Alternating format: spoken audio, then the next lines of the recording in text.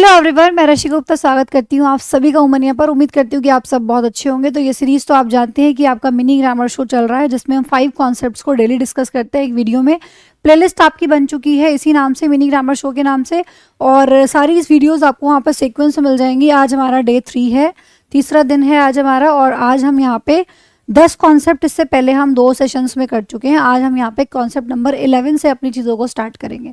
तो चलो टाइम को ख़राब ना करते हुए सीधा आ जाते हैं आप लोगों के यहाँ पे 100 गोल्डन कॉन्सेप्ट्स पे, जिसमें हमें 11th कॉन्सेप्ट से चीज़ों को स्टार्ट करना है। ठीक है, आइए शुरू करते हैं। देखिए बेटा, 11 कॉन्सेप्ट क्या कह रहा है कि when a lot of, a great deal of, ये जो फ्रेज आपको नज़र आ रहे हैं, a lot of, a great deal of, plenty of, most of, a number of, some of, ये सारे के सारे आप लोगों के प्लूरल काउंटेबल नाउन्स, इनके साथ हमेशा आप प्लूरल काउंटेबल नाउन का यूज़ करेंगे। बेटा ये सारे के सारे फ्रेजेस ऑब्वियसली ज़्यादा की बात कर रहे हैं। अब मैं अ नंबर ऑफ कह रही हूँ, प्लेंटी ऑफ कह रही हूँ, अ ग्रेट डील ऑफ कह रही हूँ, लार्ज नंबर ऑफ कह रही हूँ, तो सारे के सारे ज़्यादा को दिखा रहे हैं ना। तो ये सारे के सारे किसको रेफर कर रहे हैं? प्लूरल काउंटेबल नाउन को रेफर कर रहे हैं। तो ऑब्वियसली इनके बाद हम नाउन भी प्लूरल यूज़ करेंगे, और वर्ब भी कैसी आएगी? अगर नाउन प्लूरल आएगा तो ऑब्वियस सी बात है कि वर्ब भी कैसी रहेगी? प्लूरल रहेगी।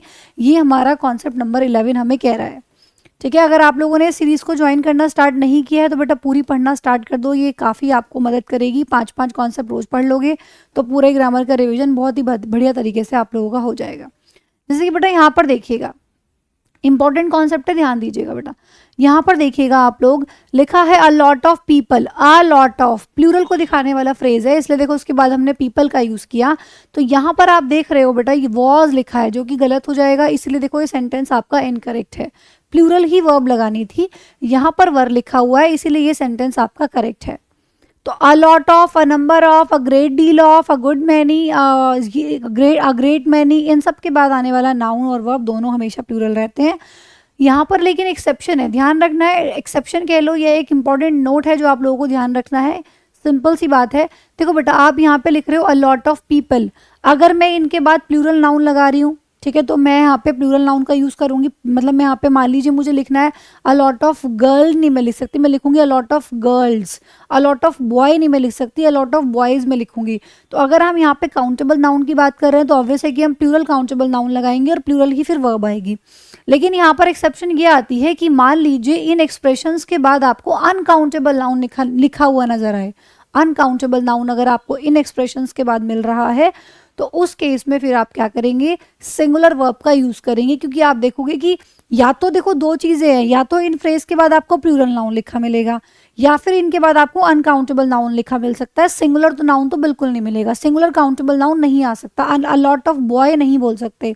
तो अगर आप लोगों को मान लीजिए अनकाउंटेबल नाउन लिखा मिल रहा है तो बेटा ऑब्वियस है कि उस केस में आप वर्ब कैसी लगाओगे? सिंगुलर लगाओगे। जैसे यहाँ पर देखिएगा, अ लॉट ऑफ वर्क, वर्क कैसा नाउन है? अनकाउंटेबल नाउन होता है, और अनकाउंटेबल नाउन के साथ हम सिंगुलर वर्ब का यूज करते हैं, इसीलिए सेंटेंस करेक्ट है। तो बेसिकली हमें ये देखना है कि इन फ्रेज के बाद कौन सा नाउन दिया गया है। अगर प्लूरल नाउन दिया है तो प्लूरल वर्ब लगाइए, और अगर आप लोगों को अनकाउंटेबल नाउन दिया गया है तो सिंगुलर वर्ब लगाइए। ठीक है, a deal of work, a great deal of work, great deal of के बाद वर्क अनकाउंटेबल नाउन है, सिंगुलर वर्ब का यूज किया, सेंटेंस एकदम करेक्ट हो गया। तो आपको ध्यान देना है, कई बार बच्चे रट लेते हैं कि प्लूरल वर्ब आएगी। प्लूरल वर्ब तब आएगी अगर नाउन प्लूरल होगा। ठीक है, चलो क्वेश्चन नंबर 12 की तरफ आगे बढ़ते हैं। ये भी हमारा इंपॉर्टेंट कॉन्सेप्ट है, ध्यान दीजिएगा बेटा। इसमें क्या बात की जा रही है? इसमें डिफरेंस के बारे में बात कर रहे हैं हम कि अ नंबर ऑफ और द नंबर ऑफ के बीच में क्या डिफरेंस होता है। ठीक है, दोनों में क्या फर्क है, ध्यान दीजिएगा। दोनों स्ट्रक्चर्स को अच्छे से आपको ऑब्जर्व करना है। अ नंबर ऑफ के बाद हो या द नंबर ऑफ के बाद हो, नाउन तो देखो दोनों केस में प्लूरल है। ठीक है, लेकिन अगर हम वर्ब की बात करें तो ध्यान दीजिएगा, अ नंबर ऑफ के बाद आने वाली वर्ब प्लूरल होती है, और द नंबर ऑफ के बाद आने वाली वर्ब सिंगुलर होती है। ये फर्क है जो कि इंपॉर्टेंट है, आपको ध्यान रखना है। ऐसा क्यों होता है? क्योंकि जो द नंबर ऑफ होता है ना, इस संख्या को दिखाता है। मान लीजिए मैंने कहा कि दिल्ली में बसेस की जो संख्या है, तो मैं फोकस किस पे कर रही हूँ? एक चीज पे, संख्या बढ़ रही है। मान लो संख्या कितनी है? 106 है, तो वो डिजिट तो बेटा एक ही है ना। तो ये एक पर्टिकुलर चीज को दिखाता है, एक संख्या को दिखाता है। तो द नंबर ऑफ के बाद आने वाली जो चीजें हैं वो हमेशा वर्ब जो है वो सिंगुलर होगी, नाउन दोनों केस में प्लूरल होता है। जैसे यहाँ पर देखिए, अ नंबर ऑफ है स्टूडेंट्स, ठीक है, बिल्कुल सही, प्लूरल नाउन, नाउन प्लूरल ही होना चाहिए, लेकिन वर्ब कैसी होनी चाहिए थी? अ नंबर ऑफ के बाद प्लूरल वर्ब, इसलिए देखो ये इनकरेक्ट है और ये वाला करेक्ट है। आ नंबर ऑफ के बाद आने वाली वर्ब कैसी होनी चाहिए थी आप लोगों की? प्लूरल वर्ब यहाँ पे होनी चाहिए थी, इसलिए देखो प्लूरल वाला जो ऑप्शन है वो आपका करेक्ट है। अगले सेंटेंस, अगले एग्जाम्पल पे आ जाइएगा। द नंबर ऑफ के बाद आने वाली वर्ब कैसी होनी चाहिए? सिंगुलर, लेकिन प्लूरल लिखी है इसलिए सेंटेंस देखो इनकरेक्ट है। ये आप लोगों का करेक्ट हो गया क्योंकि द नंबर ऑफ के साथ सिंगुलर वर्ब का देखो यूज किया गया है। सेम ऐसे ही द नंबर ऑफ के साथ यहाँ पे प्लूरल वर्ब लगा रखी है, इसलिए सेंटेंस इनकरेक्ट है। और यहाँ पे देखो अ नंबर ऑफ है, अ नंबर ऑफ के साथ तो प्लूरल ही आती है, इसलिए ये करेक्ट है। आ नंबर ऑफ के साथ plural verb, the number of के साथ सिंगुलर वर्ब, लेकिन नाउन दोनों केसेस में प्लूरल ही रहेंगे। आप कहीं भी देख लीजिए रेजिडेंट्स, यहाँ पर देख लीजिए एप्लीकेंट्स, यहाँ पर देख लीजिए डेज, नाउन हमेशा प्लूरल मिलेगा। बस आपको ध्यान रखना है तो सिर्फ और सिर्फ वर्ब का। कॉन्सेप्ट नंबर 13 पर आ जाते हैं, जो बात करता है हमारा कि जब भी आप लोगों को not only but also say चीज़ें जुड़ी हुई मिले, जब भी हम दो सब्जेक्ट्स को किससे जोड़ते हैं? नॉट ओनली और बट ऑल्सो से जोड़ते हैं। कॉन्सेप्ट पढ़ा होगा आपने कंजंक्शन के अंदर ये। तो जब दो सब्जेक्ट्स को इनसे जोड़ रहे हो तो जो वर्ब लगती है ना बेटा, वो पास वाले सब्जेक्ट के हिसाब से लगती है, जो सब्जेक्ट क्लोज होता है वर्ब के। जो सब्जेक्ट भी वर्ब के पास में लिखा है उसके हिसाब से वर्ब लगा दो। किस तरीके से, आइए देखते हैं एक बार। जैसे यहाँ पर देखिए एग्जाम्पल में आप ध्यान से देख सकते हैं, not only silver but also gold. दो सब्जेक्ट्स हैं इसमें, कौन कौन से? सिल्वर और गोल्ड, दोनों को not only but also say जोड़ा गया है। तो जो भी सब्जेक्ट वर्ब के पास में लिखा है, वर्ब के पास में कौन सा सब्जेक्ट है? गोल्ड। गोल्ड कैसा होता है? अनकाउंटेबल नाउन और सिंगुलर होता है, लेकिन यहाँ तो प्लूरल वर्ब लगी है, इसलिए देखो ये इनकरेक्ट हो गया, इसीलिए सेंटेंस आपका इनकरेक्ट है। सही तरीके से अगर इसको बनाना है तो मुझे यहाँ पे आर की जगह क्या लगाना होगा? मुझे यहाँ पे आर की जगह पे इज का यूज करना होगा, तब जाके ये सेंटेंस मेरा करेक्ट होगा। जैसे कि यहाँ पे देखो ये किया गया है, ये आप लोगों का करेक्ट हो गया क्योंकि यहाँ पे आपने गोल्ड के साथ इज लगाया है, इसलिए देखो ये करेक्ट है, उसकी करेक्ट फॉर्म है ये। सेम ऐसे ही यहाँ पे द बॉयज और साथ में द कोच, दो सब्जेक्ट्स को not only but also say जोड़ा है। वर्ब के पास में कौन सा सब्जेक्ट है? कोच। कोच हमारा सिंगुलर है इसलिए वांट्स आएगा, और वांट से लिखा हुआ है, सिंगुलर वर्ब लगा रखी है, इसलिए सेंटेंस मेरा बिल्कुल करेक्ट है। अगर यहाँ पे वांट लगा दूं मैं, not only the coach but also the boys want a day of, बेटा भी करेक्ट है, इसको करेक्ट कर लेना। इनकरेक्ट नहीं, करेक्ट है ये।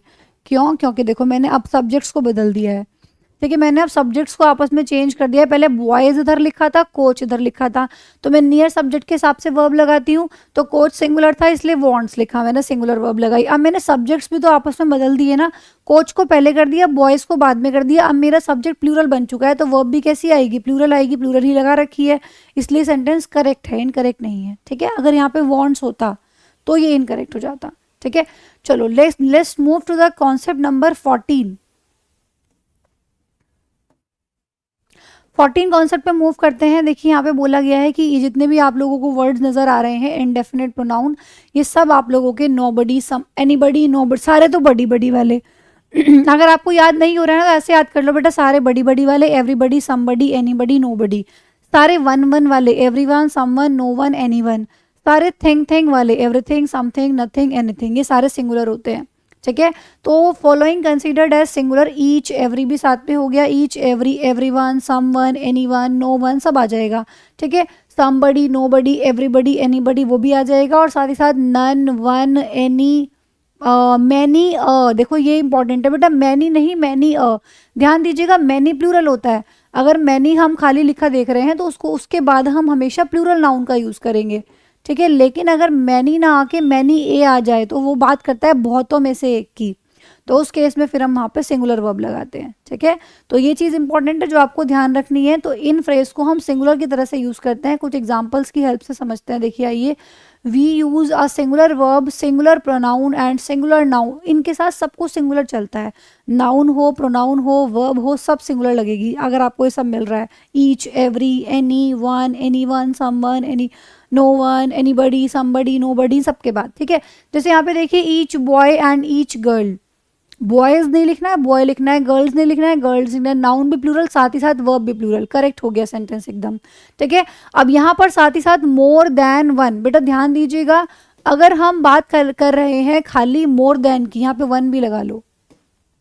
अगर हम बात कर रहे हैं यहाँ पे खाली मोर देन की, तो उस केस में तो उसको हम प्लूरल मान के चलेंगे, बट यहाँ पे लिखा है देखो, more than one man, more than one, इस तरह से अगर आपको चीज़ें मिल रही हैं तो उस केस में फिर नाउन भी प्लूरल, मोर देन वन के बाद आने वाला नाउन भी सिंगुलर, सॉरी, और वर्ब भी सिंगुलर, दोनों चीज़ सिंगुलर रहेंगी। More than one man, man भी सिंगुलर और वर्ब भी सिंगुलर। तो ध्यान दीजिएगा, more than one singular noun singular verb, ठीक है, क्लियर है बात। और खाली मोर की बात कर रही हूँ, मोर बॉयज, मोर गर्ल्स, फिर ऐसे बोला जाता है। अगर मैं मोर के बाद डायरेक्ट नाउन लगा रही हूँ तो उस केस में प्लूरल लगेगा, और अगर मोर देन वन लिख रही हूँ तो फिर सिंगुलर लगेगा, ठीक है। ऐसे ही ईच मैन, देखो मैन और ईच के बाद आने वाला नाउन भी सिंगुलर, तो वर्ब भी कैसी रहेगी, सिंगुलर, तो ये करेक्ट हो गया। तो इन सभी वर्ड्स के बाद आपको नाउन और वर्ब दोनों ही सिंगुलर यूज करनी है। आ जाइए अपने आज के कॉन्सेप्ट नंबर 15 पे, जो कि इस बारे में बात कर रहे हैं यहाँ पे। फिर कॉन्सेप्ट नंबर 15 कह रहा है कि इट और देयर। अगर मैं इन दोनों की बात करूँ, बहुत ही इंपॉर्टेंट कॉन्सेप्ट है ये आपका, डिफरेंट चैप्टर से कॉन्सेप्ट आ रहे हैं, ग्रामर का रिवीजन होता चला जाएगा इससे, ठीक है।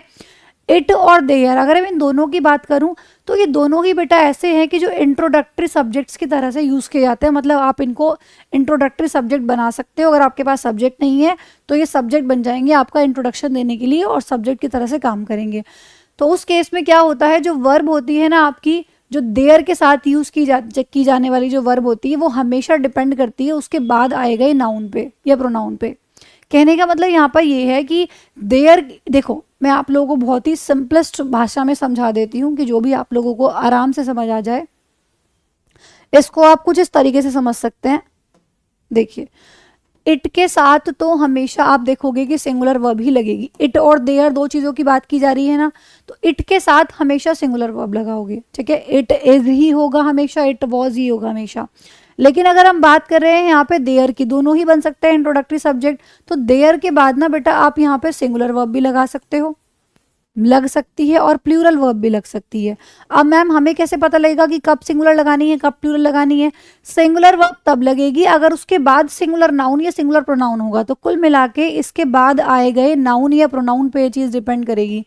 अगर नाउन प्रोनाउन आप लोगों का कैसा है, सिंगुलर है, तो उस केस में वर्ब भी कैसी आएगी, सिंगुलर आएगी। और अगर आप लोगों का जो नाउन उसके बाद यूज़ किया गया जो नाउन प्रोनाउन है, अगर वो आप लोगों का प्लूरल है, तो उस केस में कैसी वर्ब आएगी, फिर आपकी प्लूरल वर्ब आएगी। तो देयर के हिसाब से मतलब कभी वर्ब नहीं लगाई जाती है। वर्ब जो लगाई जाती है ना, वो हमेशा उसके बाद आए गए नाउन प्रोनाउन के हिसाब से लगाई जाती है। और इसमें यही बात कही जा रही है, ठीक है, कि देयर के बाद आने वाली वर्ब डिपेंड करेगी उसके बाद आए गए नाउन प्रोनाउन पे। चलो कैसे, देखो यहाँ पे समझने की कोशिश करो। देखो जरा, यहाँ पे लिखा है बेटा, there was a lion. Lion एक ही है, एक की बात की जा रही है, इसलिए देखो यहाँ पे वॉज लगा दिया। जैसे ही मैंने एक की जगह दो किया कि टू लायंस, दो हो गए अब, इसलिए यहाँ पे देखो वर्क कर दिया। बस ये बात है। क्या मैंने देयर के हिसाब से वर्ब लगाई? देयर को तो कोई अस्तित्व ही नहीं है, ये समझ लो बस आप। इसलिए मैं इसको बोलती हूँ हमेशा बिन पैन देखा लोटा, ठीक है। इसका मतलब कुछ नहीं है, कहीं भी लुढ़क जाता है, इसके बाद जो लिखा रहता है उसी पर चीज़ें निर्भर करती हैं। लेकिन हाँ ये तय है कि it always takes singular verb. लेकिन इट के साथ आप हमेशा सिंगुलर वर्ब का ही यूज़ करेंगे, चाहे यहाँ पे प्लूरल ही नाउन क्यों ना हो। देखो यहाँ पे देखो गर्ल्स लिखा है, फिर भी आपने यहाँ पे इज लगाया, क्योंकि जो ये वर्ब लगी है ना, ये इट के हिसाब से लगी है। आप बोलोगे इट इज दीज गर्ल्स, नहीं, ये नहीं कि यहाँ पे गर्ल्स लिखा है तो यहाँ भी आर कर दो। इट के साथ आने वाली वर्ब इट के हिसाब से लगती है। दैट कम लेट टुडे, तो सेंटेंस एकदम करेक्ट हो गया। तो ये थे आप लोगों के कॉन्सेप्ट नंबर 15 था ये आपका। 10 से शुरू करके 15 पे हमने खत्म किया है, ठीक है। 11 से शुरू करके, सॉरी, ठीक है, 11, 12, 13, 14, 15 5 कॉन्सेप्ट आज की क्लास में डिस्कस कर लिए। अच्छे से पढ़िए, प्लेलिस्ट बना दी गई है, बढ़िया से पूरी प्लेलिस्ट को फॉलो कीजिए। 3 वीडियोस आप लोगों के पास आ चुकी हैं, चौथी भी आ जाएगी ऐसे ही करके। और सीक्वेंस में सबको मजे मजे में देखते रहिए वीडियो को, और जल्द से जल्द अपने पूरे कॉन्सेप्ट्स को, जो ग्रामर के जो कॉन्सेप्ट्स हैं उनका रिविजन कर लीजिए। तो मिलते हैं आप लोगों से फिर नेक्स्ट वीडियो में। Thank you so much.